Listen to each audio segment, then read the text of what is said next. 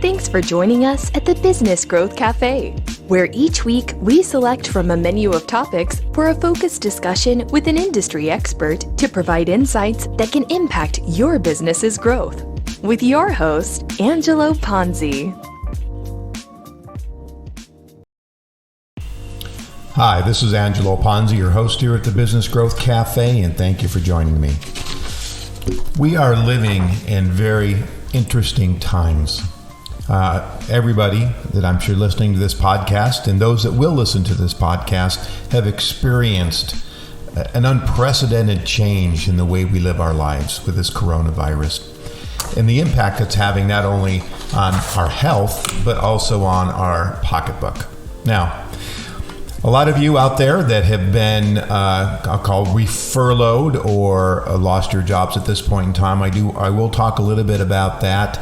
And I also want to talk about those of you that are now working from home. I've had a lot of experience working from home, and hopefully I can share a few tips. So my goal today with this podcast is really to talk to the folks that are now working from home, either working in their job or looking for a new job. Now, this is a little bit different for me, but I feel it's something I have something to contribute, and I'd really like to spend my time talking about this. I'm not going to get too much into the virus itself and really talking about what people are doing, but we talk about a lot on the news about social distancing. And I have to say, we need to take this advice seriously. I was out hiking yesterday, and I saw groups of people just huddled together as they were walking along the hiking path, just talking to each other about a foot apart. I've seen people at picnic tables and enjoying a wonderful lunch in the sunshine yesterday. It's fantastic, but not what we should be doing. Now, I know a lot of people aren't really concerned because they don't think it's going to happen to them. Well, there's a lot of people out there that have now contracted this disease that didn't think it was going to happen to them. So again, I'm not going to harp on this area, but I encourage you to take this seriously and act accordingly. Again, we will all get through this. We will come out the other side. There's been other pandemics in this world. Some of us have never experienced them, and this will be the first. But we know there will be a sunnier side to all of this at some point in time. So let's talk about those of you that are working at home right now. Now, I've had the opportunity, and I will call it an opportunity, to work at home in my businesses over the years on actually 3-4 different occasions. And the first time, I have to admit, it was a little rough. I was sitting at my desk upstairs in one of the bedrooms, and it was too easy for me to get sidetracked. I love to watch a good television show, and I would find myself every once in a while clicking it on in the middle of the day and getting sidetracked. So one of the things that I found as you start to work from home is, where are you going to work from? Are you going to be working from your home office that you have that's already existing? Are you going to be working from a home office that you're going to set up? Are you going to be working at the kitchen table or the dining room table or the coffee table in your living room? Now, the reason I highlight those is because they all serve up different ways to work and different temptations.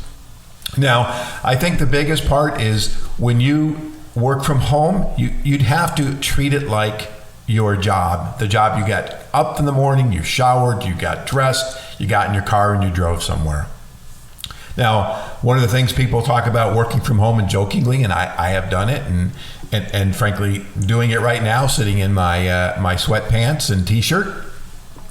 But one of the things you need to do is prepare yourself for your day just like any other day. Don't take this as, I'm home, nobody's going to see me, it doesn't really matter. Really, because if you're not used to working from home and working in these kinds of environments, I think it changes your attitude about your performance and what you're doing in the course of the day. Now, I think this is really important because it kind of psychs you up, gets you ready for that day, and you go to that office space wherever you're going to work, and you treat it like you're at your job and you start about your work. If you go to work every day and you're at your desk every day at 8 o'clock, do not change your pattern. right? Don't get yourself in a false sense as I can get to work at 9 or 10 or do what I need to do, or, not really worry about it. You really need to get at it just like you would if you're going to work. So that's my first tip, is prepare yourself, get dressed just like you're going to do. Now you don't have to put a tie on or a dress. However, you need to prepare yourself just as if you're going to get to work. Now, the other part of this is your desk. Now, if you're using your personal computer versus your company computer. Now, as a little sidetrack, I know some people, and I was one of those folks at one point in time that had a company computer, and they periodically looked at my patterns and what I did, and I know a lot of companies do that. They monitor your activity.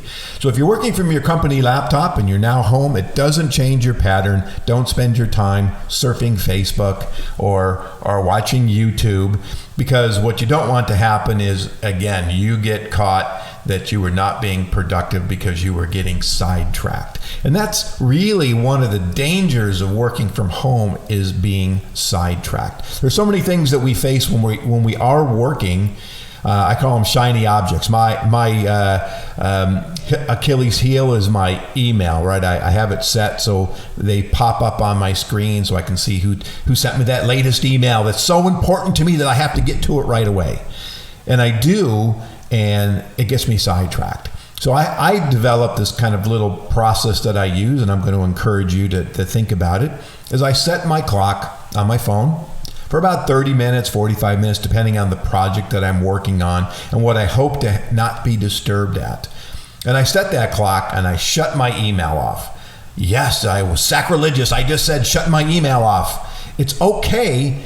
It will be there in an hour. And if it's that important and the person knows you so well, it's your boss or somebody trying to get a hold of you, they will text you or they will call you. You remember that thing? The old days, used to be a little spinning dial thing. We used to circle it and right? Now we have technology that's so invasive that we can't go anywhere without these devices. Whether it's dinner, to bed, in the john, wherever you happen to be, we're never without these things. So trust me, if someone wants to get a hold of you, they will. So turn the email off. That is the probably the biggest distraction that I have when I work at home. Now, that may not be for you, but as you start to settle in, what you don't want to be doing is getting sidetracked all the time, thinking about what's going on in the world. So if you've got a project to do, focus on it. Now, if you don't have something very specific to do, you can check your emails. That's okay. Now, the other thing when working at home is your kind of your desk, right? So set it up just like you would your current desk, right? Have your important papers that you need to do. Don't have all sorts of files on your desk if you don't need them. Again, you want to minimize the distractions. Why? Because you're home. And given the current environment, most likely everybody else is. Your wife, your husband, your kids, your grandma, your uncles, maybe they're all at your house now, and now you have to work, and you have all these distractions. And again, if you're following the rules, we're all not outside playing around. So now you have even greater distractions because now you have family members at home as well. So again, set yourself up, set some boundaries, set some guidelines, right? So you can focus on the job that you have to do.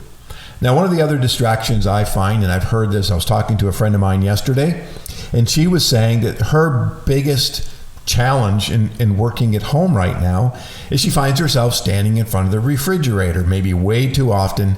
Why? Because it's there. When you're at work, you don't necessarily have access to all that stuff. Now, when I used to have my corporate jobs, I'm a chocoholic. I love chocolate, and so I always had a little candy drawer that I could always go to, right? Something I could keep all mine, and my wife wasn't going to yell at me because I was eating chocolate during the day. But at home, that fridge is there. So again, stick to your patterns. If you eat breakfast before you go into work, if you have a snack, eat your lunch. And I encourage you not to eat your lunch at your desk. It's probably a bigger challenge, and I'm guilty of it at least 50% of the time, and it's something I try to break. is not to go make my lunch, bring it to my desk, and continue working. Now, if that's your habit at work, and you don't go out for lunch a lot, or you don't have a lunchroom, then maybe that's okay for you, but I encourage you while you're home to stand up and get away, right? And then follow those patterns. The other thing that's really hard when you tend to be home working is the cutoff time, right? If you're at work, you work to 5, you work to 6, you leave, you say goodbye to everybody, you get in your car and you go home. Honey, I'm home. Well, honey, I'm home. You're like 10 feet away from everybody, right? So you need to set some limitations on how late you will work, because now you're around the family. Now, when you're typically coming home at 6:30 because you had a 45-minute drive, well, now they're looking right at you. You're there. Come on, Dad. Come on, Mom. Let's go play. Let's go do something. Let's play a board game. Board games are great. My wife and I played for about 2 hours a couple days ago, played old-fashioned board games. It was a real hoot. I did win, however. I did win after about 6 or 7 games. Anyway, so keep in mind now, you've got, if your kids are home, you're there, depending on their ages. If they're teenagers, they probably want anything to do with you. However, set those boundaries so you can spend time with your family, because you will come out of this at the other end, and your pattern of getting up and leaving and coming home at the end of the day will start to pursue. So enjoy this time. I know it's hard. I know we don't want to think about it, but enjoy this time, because I think there's an opportunity to benefit from this. Now, I've mentioned this as kind of in passing as I'm talking along, and that's, get up and move.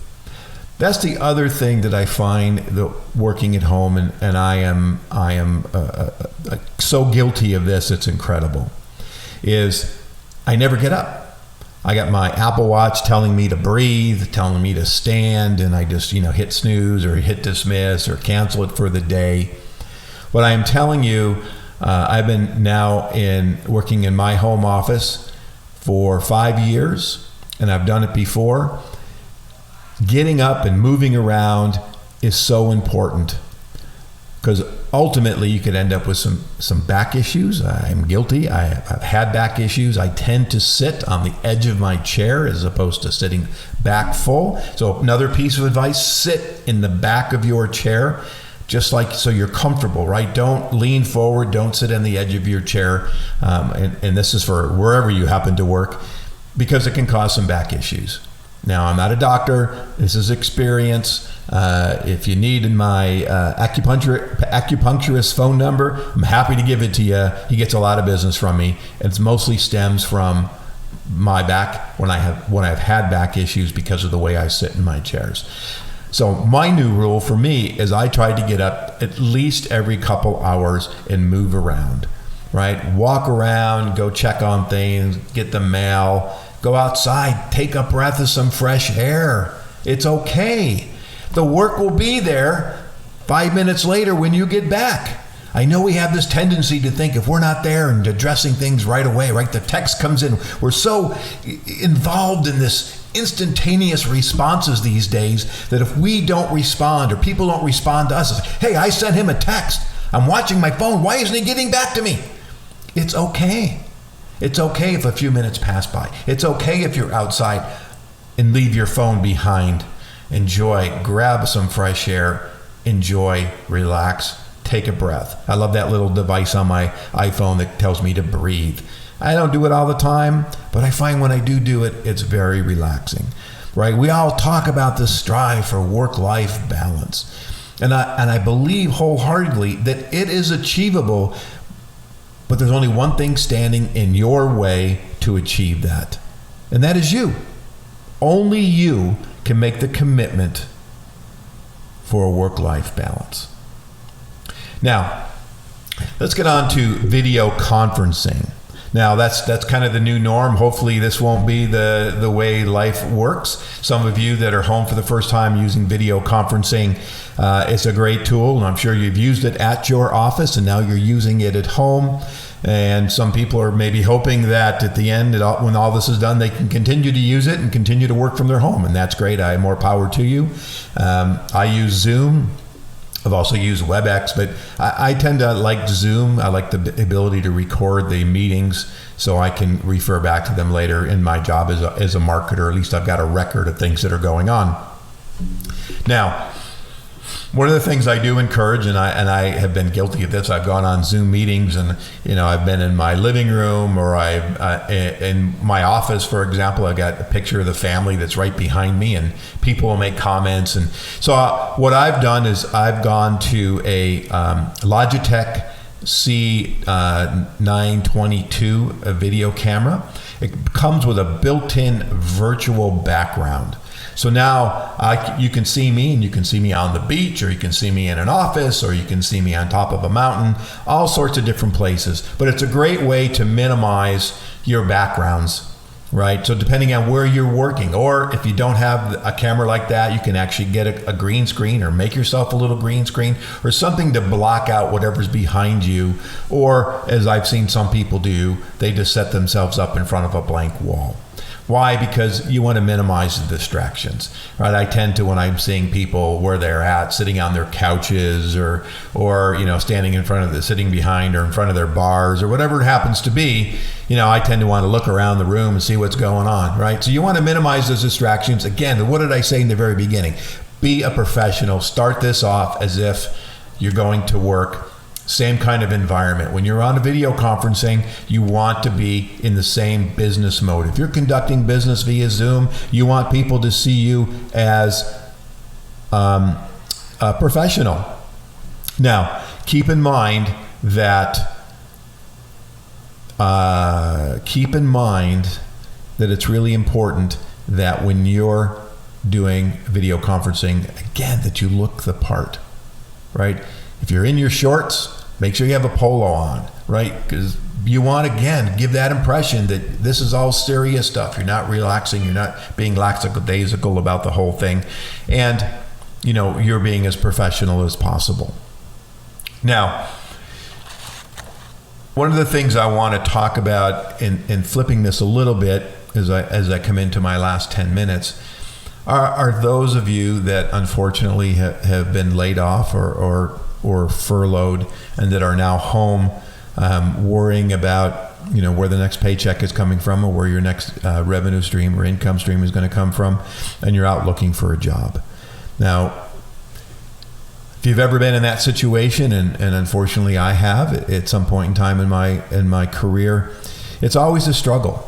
Because we all know you know your stuff, you're good at it, and you're now, instead of really talking to people, we're talking to computers, right? So it's a very different kind of way to job search, especially if you're on the computer and you're looking at a lot of the job sites as you're pursuing your new opportunities.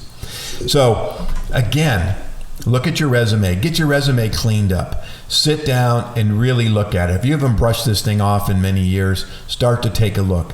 Do some reading, do some researching on resume writing, if you will. A lot of folks will put everything from the day they went to high school and that they won the local track meet all the way through 40 years of their career. Nobody cares. Nobody cares. If they want to know all that, they're going to find out that from a personal standpoint.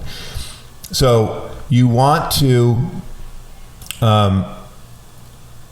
take a few minutes, more than a few minutes actually, probably several hours or more, to sit down, get some examples of resumes, right?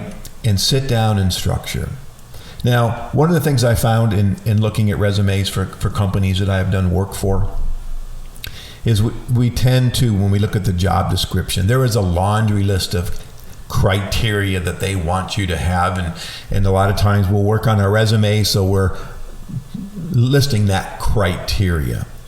But I mean, that's just saying, going on a dating site and saying I want a blonde with blue eyes that's 5'10" and weighs 125 pounds. It's just a list, right? It's not about the personality. So when you really look at, what I find from resumes these days is people want to see results. What did you do? Not that I had necessarily that responsibility, but because I had that responsibility, what was the outcome? So anytime you can create some kind of a case study or a case study of the results of what you've worked on. You were in charge of a big project, or launching a new product, or streamlining your hiring process, or whatever it happened to be, that you can show actual facts and documentation of what the results were. That's what gets people excited. And I truly believe that, because they want to know that you can achieve the results that they're laying out in whatever the criteria happens to be, right? So as you're looking through these job listings and you're reading through them going, yep, I match that. Yep, I can do that. Yep, I can do that. Yep, I can do that. Well, so can a lot of other people. And most likely it's a computer scanning your resume and your input to see if you match whatever criteria, whatever they're using. I've worked inside companies. I ran talent acquisition for a company for about 6 months, and we had about 7 recruiters.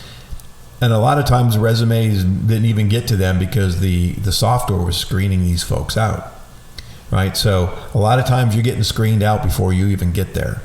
So again, what are those keywords? What are those buzzwords that really drive that home, that appeal to the job that you're looking at? And again, what kind of facts? How can you structure? Yes, you have to have your education and your job history.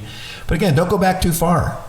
I'm not sure what the current stats are, 10 years, 15 years, whatever it happens to be. But you can find that out just by doing some searches. And if they want to know more, put a little line down there. More information available upon request. Right, referrals available on request. Don't try to pack it all in. If your resume, they say 2 pages is more than that, they're not going to pay attention, right? You want to get what's your goal of your resume? What's your goal of that application? Yes, it is the job. But for me, the goal of that application is to get the phone to ring to get the job interview. That's what's most important. So again, everything I've said so far when it comes to working at home, right? Getting focused, don't get sidetracked, dress up, make it a job, make it what you do every day. And then the flip side of looking for a job. And the other part of this is that what I would say, but we can't really do right now in this current situation, is networking, right? I do a lot of networking events where I try to go out and meet professionals that either potentially could hire me or refer me to partners, but you can't do that now in this current environment. But you do have, or you need to get, the tool for video conferencing. Right? Let's go back to Zoom. I'm going to recommend Zoom. So think about Zoom. So maybe there's that person you met at a conference 2 or 3 weeks ago or a month ago, and you thought they'd be a good person to network with, but you just didn't have the time because you're really busy. But now you have the time. So I encourage you then, through Zoom, go out, do an invite. Hey, Bob. Hey, Mary. Hey, Sam. Hey, Susie. Hey, we met a few weeks back at a conference. Hey, I'd love to really network with you. Do you have some time for a short, chat via Zoom so we get to know each other a little bit better? And given this current environment, is there anything I can do to help you? And, we can learn more about each other and see how we might find some synergistic areas that we could work on going forward in the future. So take the time to build a relationship. Just because you can't get face-to-face with somebody doesn't mean you can't connect. I belong to a group called Provisors, and we go to these giant networking meetings, and you can go to, I call my host meeting, and I go to guesting at other meetings, but now none of that exists. So an opportunity to meet hundreds of people in the last just 2 weeks alone is gone. So I've been going out and talking to folks and trying to network via Zoom so I can have conversations. Take the time to meet these people because maybe they've got a little extra downtime they hadn't planned on. So again, take advantage of these opportunities that we need to look at, right? This is the glass half empty, half full kind of thing. You need to think about it being half full. Do not get discouraged. Do not get sad. Stay positive. As soon as you feel down, as soon as it's woe is me, and you start to get a little depressed on this, right, you get sidetracked. You've got to know that this will all change. You have to feel positive. You have to wake up in the every morning, right? That Jerry Maguire movie, that guy, I forget his name, but I wake up every morning and I clap my hands because this is going to be a great day. That's what I want you to do every morning when you get up. Listen to this podcast, clap your hands, and think this is going to be a great day. Thank you for listening. I'm Angelo Ponzi, your host here at the Business Growth Cafe. I wish you all the best. I hope you listen again. Take care, and goodbye. Thank you for listening to today's discussion at the Business Growth Cafe with your host, Angelo Ponzi. Take a moment to subscribe to this podcast and visit our website at www.businessgrowthcafe.com. Read Angelo Ponzi's blogs at www.theponzigroup.com.